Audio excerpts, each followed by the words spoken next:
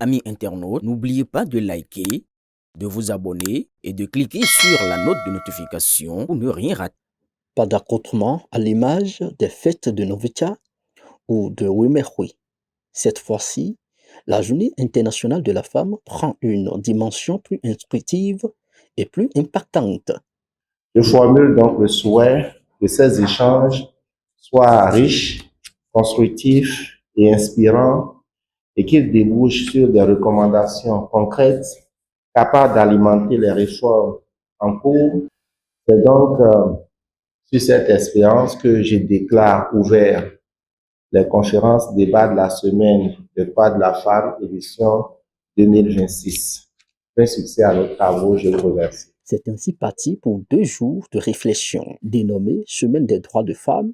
La GIF au ministère du Développement et de la Coordination de l'action du gouvernement se veut un cadre d'échange pour mieux orienter les luttes en faveur de l'autonomisation des femmes. Et vous n'êtes pas sans savoir que nous avons enclenché le processus de dissémination de la vision 2060 et vous avez la plupart des communications convergent vers comment nous allons faire pour doter la femme afin qu'elle puisse contribuer mieux à la mise en œuvre de la vision 2060, étant donné que notre ministère est le ministère du Développement qui s'occupe des grandes orientations en ce qui concerne les ministères du gouvernement. Nous sommes à la charge de la planification, suivi, évaluation et mise en œuvre. Nous faisons le suivi en ce qui concerne la mise en œuvre des politiques, programmes et projets de développement. Nous avons retenu de réfléchir sur un certain nombre de thématiques. Nous sommes sortis de la célébration traditionnelle qui consacre juste une journée de réflexion pour le compte de cette manifestation qui est de l'ordre mondial. Et pour le ministère, nous avons décidé de réfléchir toute une semaine sur un certain nombre de thématiques qui touchent au respect des droits de la femme. Désormais, les habitudes ont changé.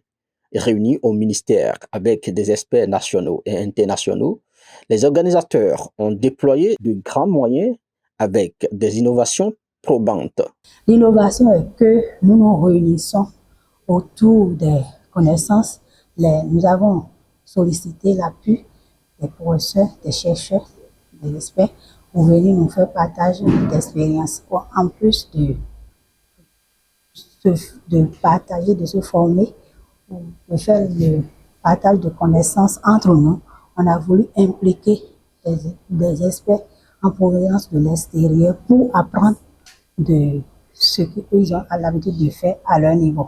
Des initiatives qui produisent déjà des résultats selon la présidente de l'Institut national de la femme. J'ai été très contente d'avoir été invitée par le ministère parce que les sujets, quand j'ai vu les thèmes, ça a été pour moi une très bonne occasion de comprendre la dynamique qui peut permettre que nous entrions vraiment de plein pied dans la vision d'ici à 2060. Pendant les débats, j'ai trouvé quelques réponses et je crois que ensemble avec le ministère, nous allons probablement aller vers l'inclusion, si ce n'est déjà fait, l'inclusion de cet aspect du travail de la femme, du travail de l'époux ou de l'épouse, cette inclusion de ça dans, on va dire, l'économie nationale et aussi dans l'économie familiale.